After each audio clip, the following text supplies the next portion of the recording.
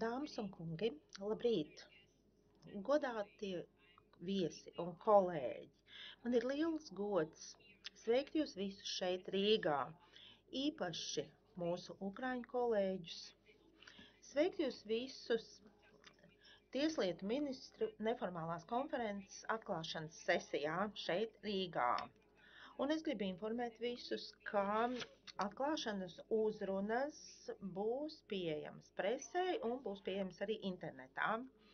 Konference notiks angļu un franču valodā ar tulkojumu, un sākšu ar to, ka došu vārdu Latvijas Republikas prezidentam, viņa godībai prezidentam Rinkēviča kungam.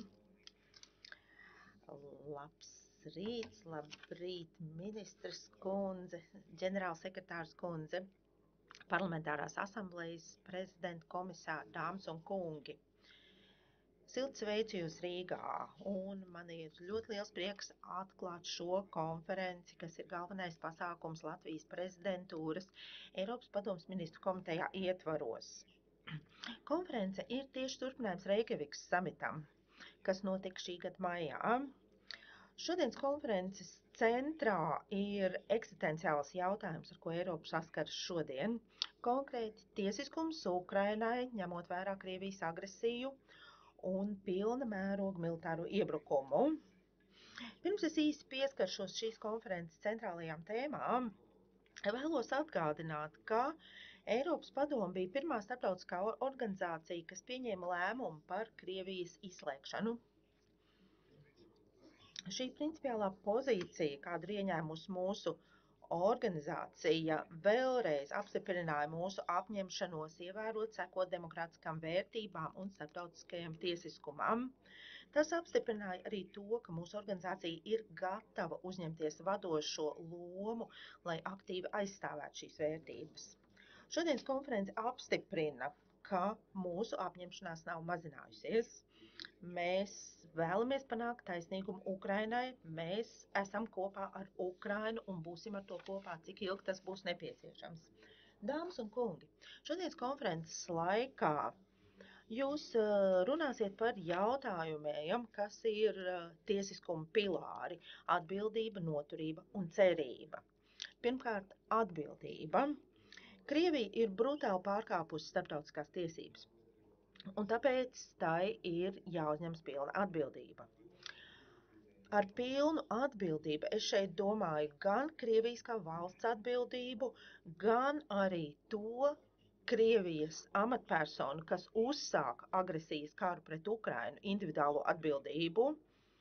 Tie, kas ir pastrādājuši kara noziegumu un citus smagus noziegumus, viņiem ir jāatbild. Krievijai arī jāuzņemas pilna atbildība par zaudējumiem, kaitējumiem, kas ir nodarīti Ukrainai un tās cilvēkiem. Es atzinīgi vērtēju Eiropas padomes darbu, izveidojot zaudējumu reģistru. Tas ir svarīgs solis ceļā uz turpmāko starptautisko kompensācijas mehānismu. Zaudējumu reģistrs nodrošinās pienācīgu tās iznīcības, ko Krievija ir atnesusi Ukrainā, reģistrēšanu un dokumentēšanu. Un es aicinu valsts, kas to vēl nav izdarījušas, pievienoties reģistram un pierādīt solidaritāti un atbalstu Ukrainai. Prezidentūras laikā Latvija ir apņēmusies veicināt, virzīt šī reģistra darbības uzsākšanu. Un es atzinīgi vērtēju ministru nodomu šodien pieņemt deklarāciju, kurā būs principi, kas noteiks reģistra darbību, Rīgas principus. Es īpaši atzinīgi vērtēju uzsvaru uz cietušajiem centrēto pieeju. Mums ir jānodrošina, ka cietušie, īpaši neaizsargātākās grupas, bērni un sievietes, paliek mūsu rūpju centrā. Otrkārt, noturība. Ukrainas tiesību sistēma šobrīd ir ļoti pārslogota. Tā turpina nodrošināt tiesiskumu, turpina izmeklēt noziegumus, ko ir pastrādājusi Krievija. Turpinot uzsekot taisnīgas tiesas standartiem, Ukraina skaidri demonstrē savas vērtības un savas demokrātijas spēku. Es aicinu Eiropas padomes dalību valstis sniegt atbalstu, atbalstīt rīcības plānu par Ukrainas atjaunošanu un pēc kara. Latvija jau ir sniegusi savu finanšu ieguldījumu šajā. Visbeidzot, cerība. Mēs visi esam dzirdējuši, redzējuši sirdplosošos stāstus par Ukrainas bērniem, kas tiek ar vāru pretlikumīgi deportēti uz Baltkrieviju un Krieviju. Mums ir jādara viss, lai nodrošinātu šo bērnu atgriešanu, lai nodrošinātu, ka viņi tiek atkal apvienoti ar ģimenēm. Tāpēc mums ir jāatjauno cerība. Dāmas un kungi, Reikjavikā mēs apņēmāmies stiprināt Eiropas padomes lomu.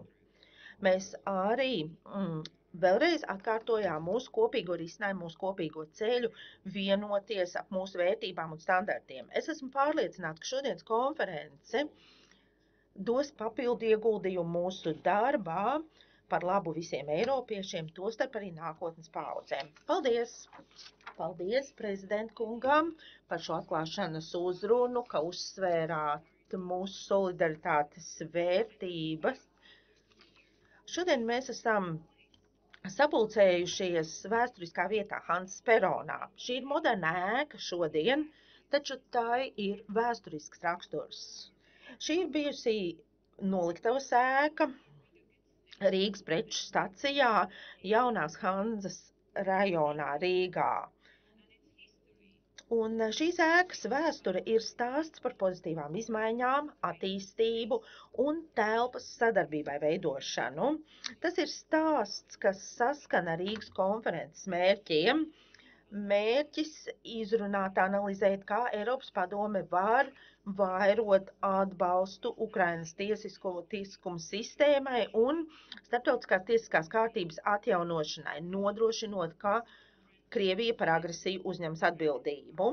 Šī konference izriet no Eiropas padomes samita Reikjavikā, un galvenais uzsvars būs uz to, kā lēmums īstenot praksē. Pat šodien mēs redzam tālajošās, iznīcinošās sekas, kādas rada terorisms un agresija. Tas ir kaut kas, ko nevar tolerēt, ir jārīkojas. Un tāpēc mēs esam sapulcējušies šeit, lai meklētu veidus, kā mēs varam sniegt atbalstu, kā mēs varam apkarot agresijas noziegumus un kā virzīties uz priekšu. Rīgas konferencē būs 3 sesijas. Pirmā sesija koncentrēsies ap visaptvarošas atbildības nodrošināšanu Krievijas federācijas agresijas kontekstā, un runāsim arī par zaudējumu reģistra darbības uzsākšanu. Šis reģistrs apkopos pierādījumus, prasības par zaudējumiem, par kaitējumu, kāds nodarīts fiziskām un juridiskām personām un arī Ukrainas valstī. Tas ir pirmais solis ceļā uz starptautisko kompensācijas mehānismu visiem šajā agresijā cietušajiem. Vienlīdz svarīga otrā sesija, kur runāsim par atbalstu, kas tiek sniegts Ukrainas tiesiskuma sistēmas noturībai gan kara laikā, gan pēckara rekonstrukcijas laikā. Mēs saprotam kritisko lomu, kāda ir robustai tiesiskuma sistēmai, ne tikai izmeklējot Krievijas kara noziegums pret cilvēci, bet arī, lai nodrošinātu sekmīgu pārēju uz mieru pēc kara. Visbeidzot, trešā sesija tiks veltīta jautājumam par Ukrainas ģimeņu atkal apvienošanu ar bērniem. Kopš Krievija uzsāka pilna mēroga iebrukumu Ukrainā, Krievijas kareivji ir izveduši, deportējuši no valsts aptuveni 19,000 bērnu. Šiem bērniem katru dienu mēģina atņemt viņu Ukrainas identitāti. Viņiem ir jāpiedalās militārā apmācībā, prokrieviskās informācijas kampaņās, kas ir mērķtiecīga pāraudzināšana. Un tas ir mūsu morāls pienākums darīt visu, kas ir mūsu spēkos, lai nodrošinātu, ka šie bērni tiek atkal apvienoti ar ģimenēm un Krievija saņem taisnīgu sodu par saviem noziegumiem. Es gribu uzsvērt, ka šis izaicinošais darbs sākas tagad. Mūsu reakcija, mūsu atbild uz Krievijas agresiju ne tikai veidos Eiropas nākotnes stabilitāti, bet tas arī noteiks mūsu apņemšanos sekot Eiropas vērtībām. Un Rīgas konferences noslēgumā tiks pieņemta politiskā deklarācija. Un tagad es gribētu dot vārdu Eiropas padomes ģenerālsekretārei Marijai Pejčinovičas Buričas kundzei. Lūdzu, vārds jums. Paldies, priekšsēdētāji, Latvijas prezidents, ministri, valsts sekretāri, Ukrainas ģenerāla prokurori, Eiropas Savienības tieslietu komisāri, Eiropas padomes parlamentārās asamblejas prezidents, godātie viesi. Jau sākot no Krievijas federācijas pretlikumīgās agresijas pagājušajā gadā, Eiropas padome ir skaidri izpaudusi savu nostāju, ka tā darīs visu, kas ir tās spēkos, lai atbalstītu Ukrainu. Latvijas prezidentūras lēmums organizēt šo neformālo konferenci ir atzinīgi vērtējama mūsu kolektīvās apņemšanās demonstrācija. Mēs visi vēlamies, lai Ukrainā būtu miers, bet šim mieram ir jābūt ilgtspējīgam. Lai būtu ilgtspējīgs, tam ir jābūt taisnīgam, un lai būtu taisnīgs, tā centrā ir jābūt atbildībai. Mūsu samitā valstu vadītāji, Eiropas līderi skaidri izteica savu nostāju. Reikjavikas deklarācijā ir aicinājums nodrošināt visaptverošu atbildību un veikt konkrētas darbības. Tas ietver zaudējumu reģistru izveidošanu, lai reģistrētu visus zaudējumus, ko nodara Krievija. 4 mēnešus vēlāk reģistrā jau ir 44 dalībnieki no 3 kontinentiem. Tas ir līdz šim. Ir izpilddirektors, sekretariāts un notikusi jau otrā pušu konference. Notiks otrā pušu konference rīt šeit, un konferences laikā tiks pieņemti svarīgi lēmumi, tiks izveidota padome. Reģistrs šobrīd atrodas Hāgā, drīz tiks atvērts birojas arī Kijevā, un tas, cik ātri viss šī darbība notiek, pierāda mūsu stingro apņemšanos, un reģistrā tiek veikti būtiski finanšu ieguldījumi. Reģistrs ir pirmais un nepieciešamais solis, lai izveidotu nākotnes kompensācijas mehānismu, un Eiropas padome ir gatava tajā ieguldīt savas zināšanas, īpaši izveidojot īpašu tribunālu par agresijas noziegumiem Ukrainā. Eiropas līderi bijuši skaidri. Eiropas padomē ir jāpiedalās konsultācijās, sarunās un jāsniedz konkrēts ekspertu un tehniskais atbalsts, un mūsu apņemšanās ir absolūta.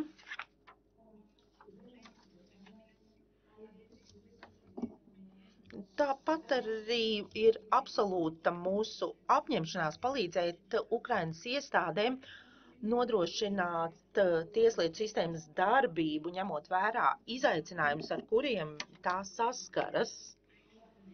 Mums ir kopīgs rīcības plāns, lai nodrošinātu noturību, atjaunošanu un Ukrainas rekonstrukciju, un šī kopīgā rīcības plāna mērķis ir nodrošināt tiesu sistēmas neatkarību, efektivitāti, tiesību sargājošo iestāžu neatkarību, pilnībā ievērojot cilvēku tiesības. Rīcības plānā ir informācija arī par tiesiskuma reformu un kara noziegumu izmeklēšanu, ļoti nopietno cilvēku tiesību pārkāpumu izmeklēšanu.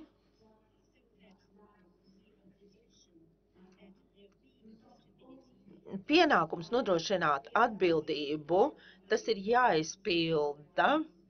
Mēs dzirdam šausminošos stāstus par ukraiņu bērnu deportācijām. Arī Reikjavikas konferencē tika izteikts atbalsts pasākumiem, kas ir jāveic šajā jomā. lai nodrošinātu, ka šie noziegumi tiek izmeklēti un šo noziegumu pastrādātāji tiek sodīti.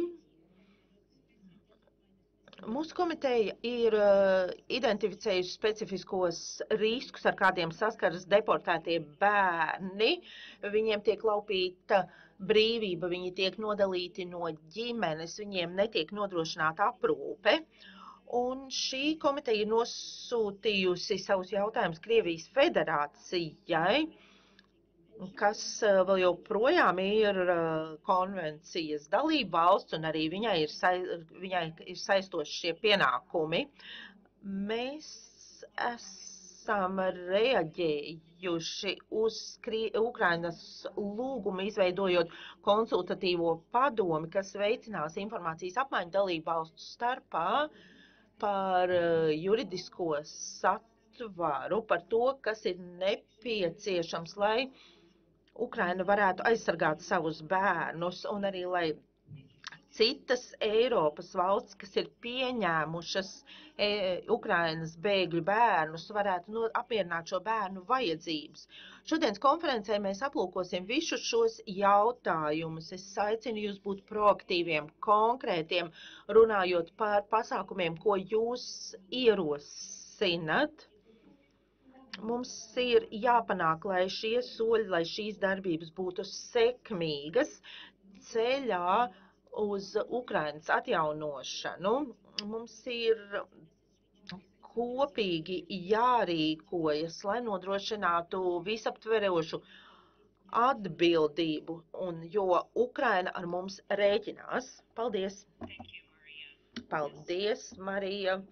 Jā, Ukraina var rēķināties ar mums.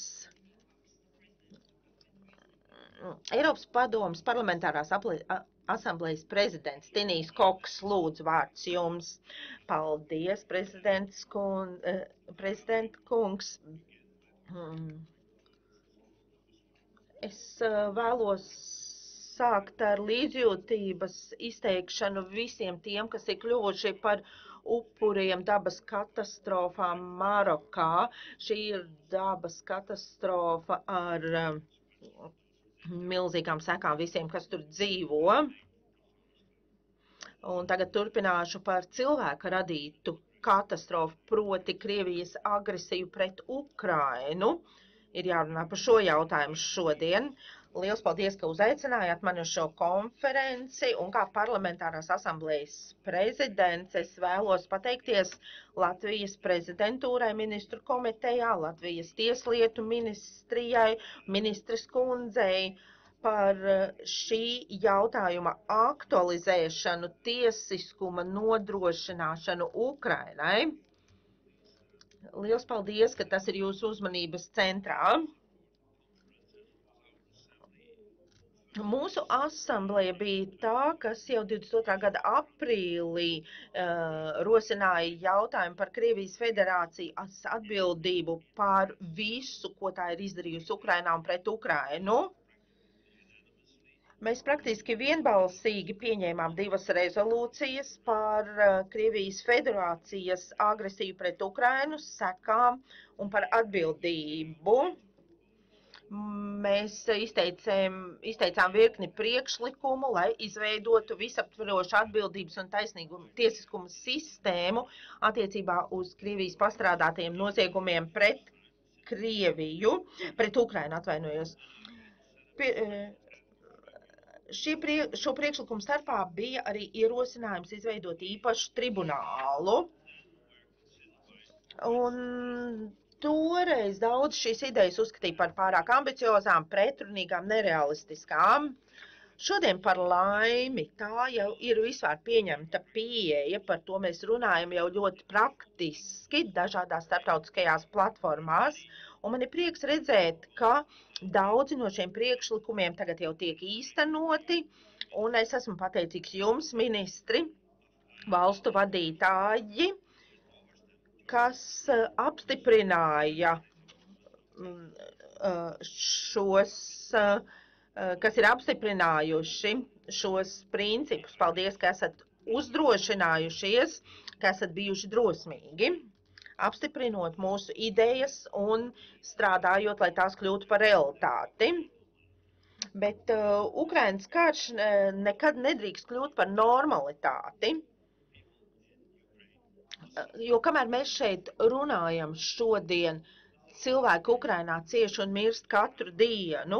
Mums ir jādara viss, kas ir mūsu spēkos, lai apturētu šo kāru, lai atjaunotu Ukrainas teritoriālā integritāti un suverenitāti un lai sauktu pie atbildības Krieviju par šo agresiju un nodrošinātu taisnīgumu visiem upuriem.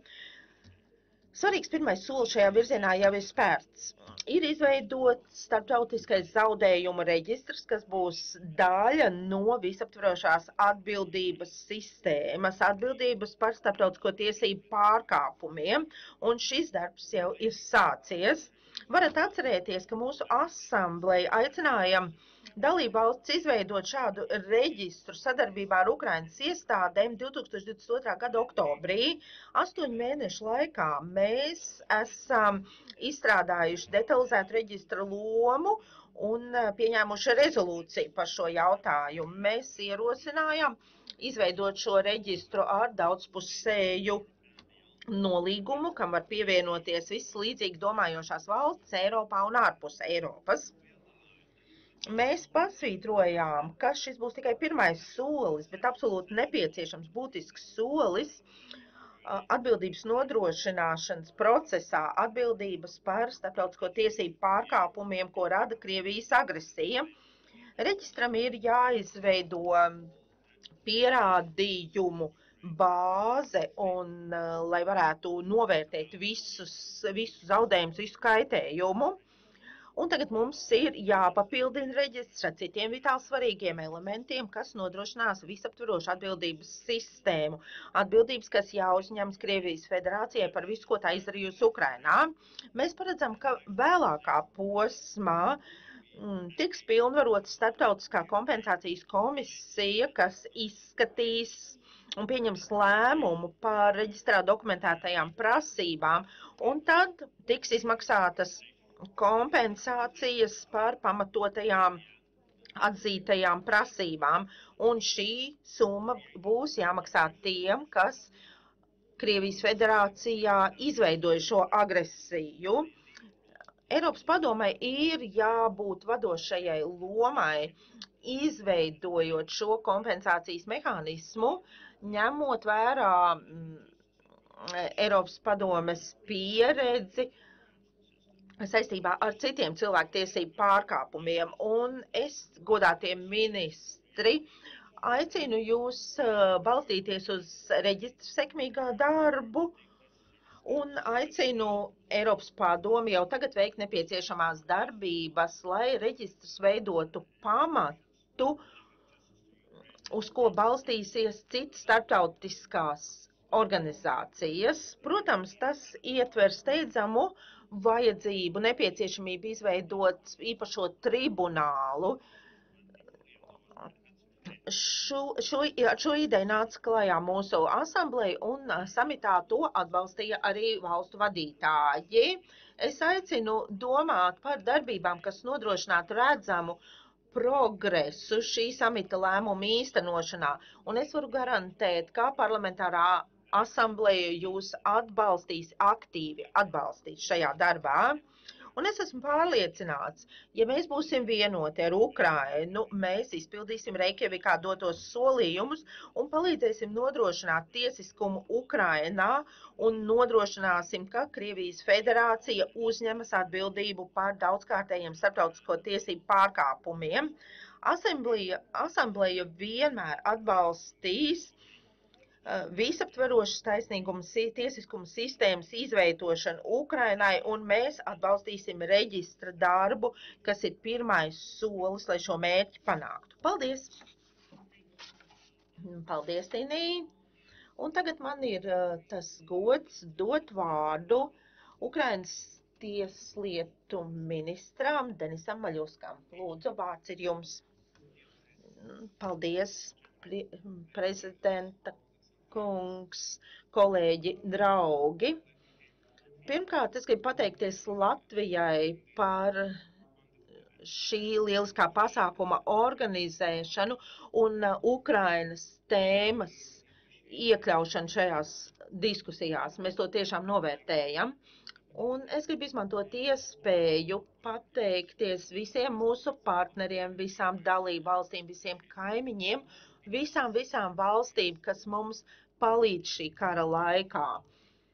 Un Ukrainas valdības vārdā paldies par visu atbalstu, jūs esat snieguši, par visu palīdzību, ko jūs mums esat snieguši.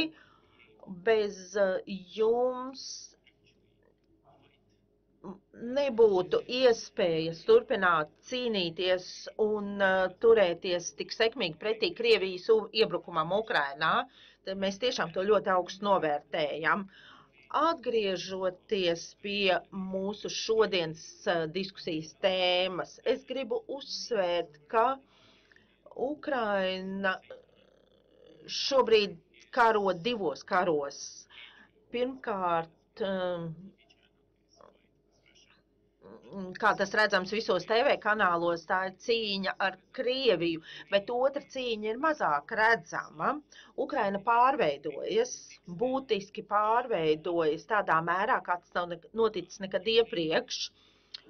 Ukraina ir pieņēmusi un īstenojusi dažādas reformas, pārējas reformas, jau kara laikā, kā tas nekad nebija noticis iepriekš. Tas viss ir jāplūko, ņemot vērā mūsu centienus pātrināt pievienošanās Eiropas Savienībai procesu. Un, protams, mums ir jāievēro tādā gadījumā visi standarti, jāievēro visas vērtības, īpaši jau tiesiskuma vērtība. Bet mēs raugāmies arī uz saviem partneriem, starptautiskajām finanšu institūcijām un tiem partneriem, kas sniedz finanšu palīdzību Ukrainai. Ukraina ir vienīgā valsts pasaulē, unikāla valsts, kur iestādes un amatpersonas, kas atbildīgas par tiesiskumu,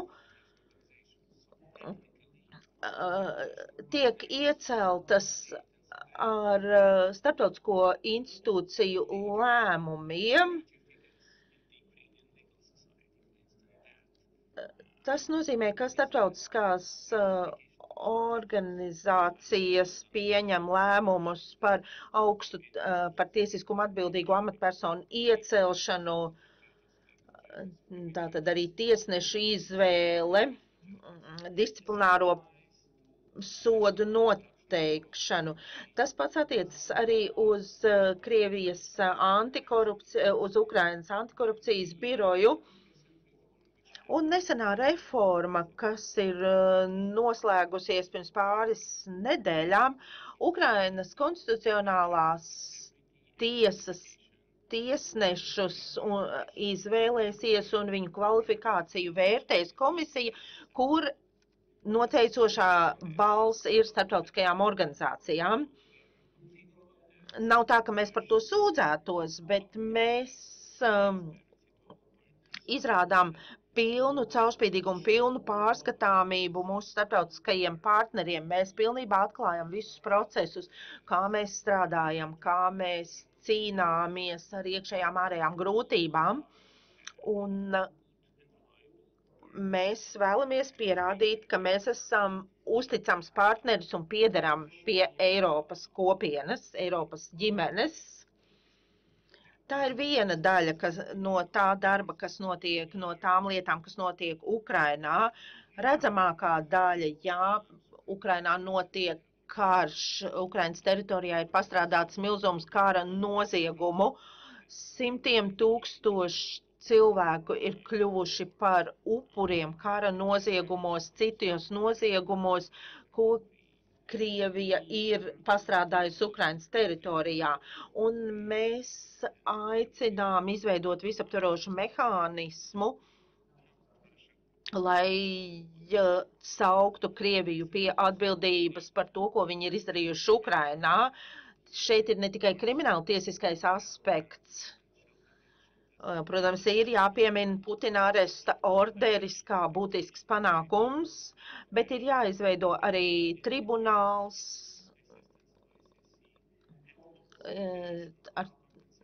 un ir jāizveidojas arī kompensācijas fonds un kompensācijas komisijas, un tas tie ir nākamie soļi pēc tā, kas tika panākts Reikjavikas samitā un Eiropas padomas pāraudzībā.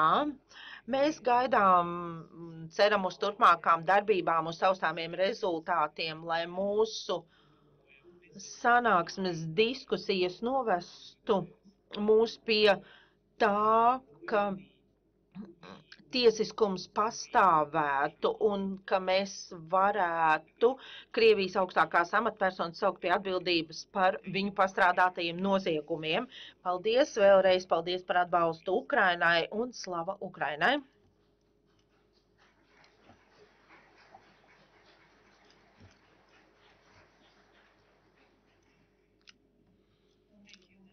Paldies, Denis, un tagad došu vārdu Ukrainas ģenerālprokuroram Andrijam Kostenkungam. Lūdzu, vārds ir jums. Paldies. Prezidenta kungs, ģenerālsekretāri, komisāri, godātie ministri, jūsu augstības. Es gribētu sākt ar pateicības vārdiem dalībvalstu tieslietu ministriem, Eiropas padomei un Eiropas Savienībai par pastāvīgo un atbalstu, kas nemazinās, par darbu kopā ar Ukrainu kopš 22. gada februāra. Un šobrīd mēs esam Latvijā, runājot par ceļu uz tiesiskumu Ukrainai. Padomju okupācijas laikā arī Latvija izjuta tās kampaņas sekas, kuras mērķis bija salauzt nācijas identitāti ar mērķtiecīgu teroru un vardarbību pret parastajiem cilvēkiem. Tagad mēs esam liecinieki, ka vēsture atkārtojas.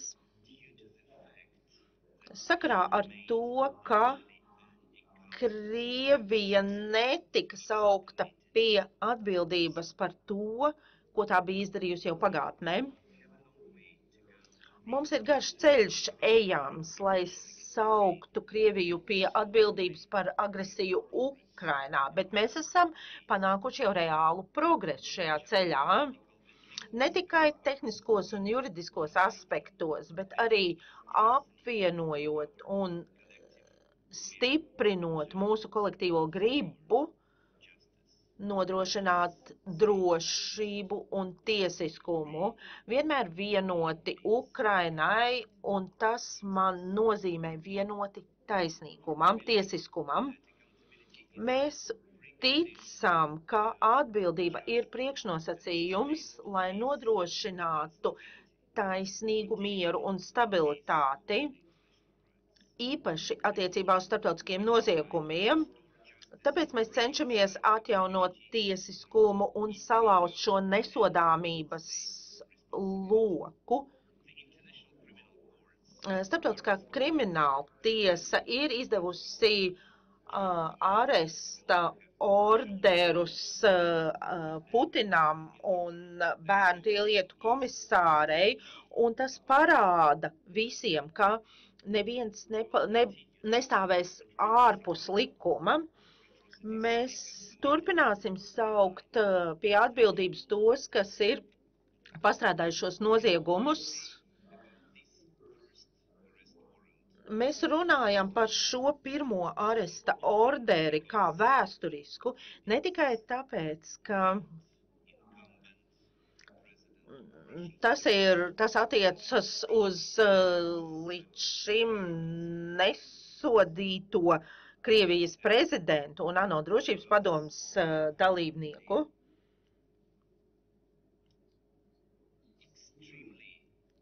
Bet šeit ir jārunā par ļoti ātro reakciju no starptautiskās krimināltiesas puses. Un es tiešām gribu izteikt pateicību šīs tiesas prokuroram un viņa komandai, jo viņi pilnībā mainīja tiesas filozofiju pieeju, jo, ko mēs esam parasti redzējuši, bija ļoti garš ceļš, ļoti garš process. Bet šajā situācijā mēs nedrīkstam liekt tiesiskumu un taisnīgumu cietušajiem. Šis taisnīgums nedrīkst būt nokavēts, un šī vēsturiskā āresta ordera vēl viens būtisks elements, tāpēc ir ātrums. Un ir arī trešais vēsturiskais elements, kas ļauj mums, kas ir ļāvis mums tik ātri pieņemt šo orderi. Tā ir vienreizējā partnerība un sadarbība starp Ukrainas iestādēm un starptautiskajām organizācijām, starptautisko tiesas iestādi, starptautisko kriminālu tiesu. Pateicoties šai sadarbībai, pilnīgam caurspīdīgumam, un es esmu teicis to jau vairāk, mums bija vajadzīgi 5 mēneši, lai izveidotu šo lietu un pieņemtu šādu aresta orderi, kas nekad iepriekš nav noticis. Un mēs esam apņēmības pilni tālāk virzīties uz priekšu, strādāt pie jaunām lietām, ceru, ka būs arī jauni orderi un ceru, ka redzēsim visā drīzumā arī citus rezultātus. Atbildība sākas ar izpratni par kaitējumu, par zaudējumiem un šo zaudējumu kompensāciju. Un tāpēc reparācija ir atbildīgās valsts tiesisks pienākums, proti Krievijas federācijas pienākums kompensēt visu zaudējumus un kaitējumu, un ar Eiropas padomes atbalstu izveidotais zaudējumu reģistrs ir pirmais solis ceļā uz starptautisku kompensācijas mehānismu, kas nodrošinās pilnu reparāciju visiem, un šodienas centieni ir pamats šādam mehānismam. Ukrainas cilvēki jūt un redz šo progresu. Mēs atbalstīsim šo procesu, atzīstot un izprotot šajos noziegumos cietušo vajadzības.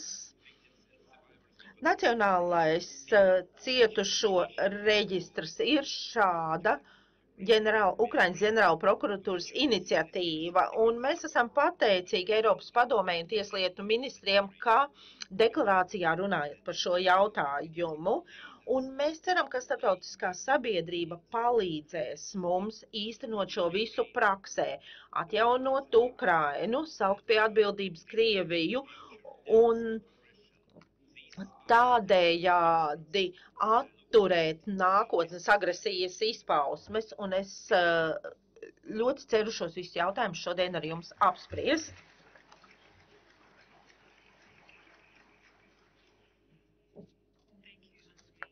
Paldies, Andrej. Un došu vārdu atklāšanas runai Eiropas padomes labam draugam, jo Eiropas padome un Eiropas Savienība strādā roku rokā un sadarbojas, lai atrastu veidu, kā saukt Krieviju pie atbildības. Man ir tas gods dot vārdu Eiropas Savienības tieslietu komisāram Didier Reynders kungam. Paldies, Latvijas prezidents, tieslietu ministri, parlamentārās asamblejas prezidenti, Denis un Andrej no Ukrainas, dāmas un kungi. Protams, man ir ļoti liels prieks būt šeit ar jums šodien piedalīties šajā neformālajā tieslietu ministru konferencē, Jā, mums ir ļoti laba sadarbība.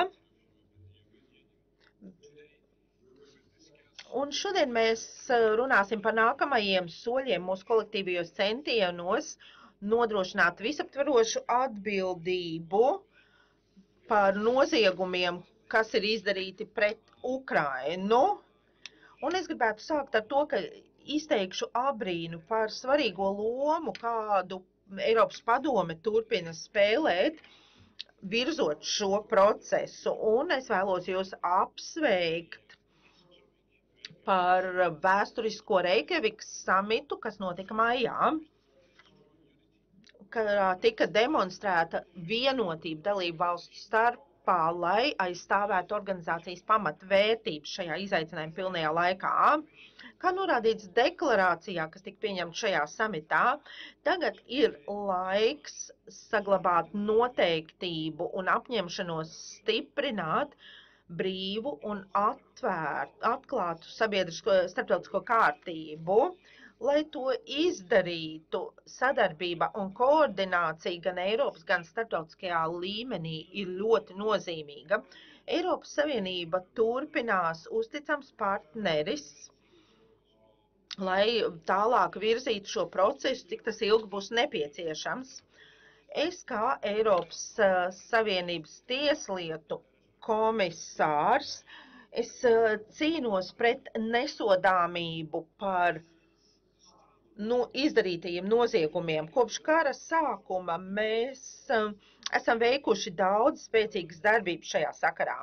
Pirmkārt, mēs esam nodrošinājuši, ka attiecīgos pierādījumus var saglabāt. Mēs to esam darījuši kopā ar Eurojust un nacionālajām prokuratūrām, kas piedalās kopīgajā izmeklēšanas grupā, izveidojot starptautisko centru agresijas pret Ukrainu noziegumu izmeklēšanai. Šo darbu atbalsta Eurojust, un mēs strādājam kopā, lai panāktu turpmāku progresu izmeklēšanas procesā par agresijas noziegumu. Mēs veicam arī pirmās darbības, lai vēl vairāk stiprinātu sadarbību starp šo izmeklēšanas grupu un starptautisko kriminālu tiesu, kas ir galvenais starptautiskais spēks, lai izmeklētu un sodītu, apsūdzētu starptautisko noziegumu izdarītājus.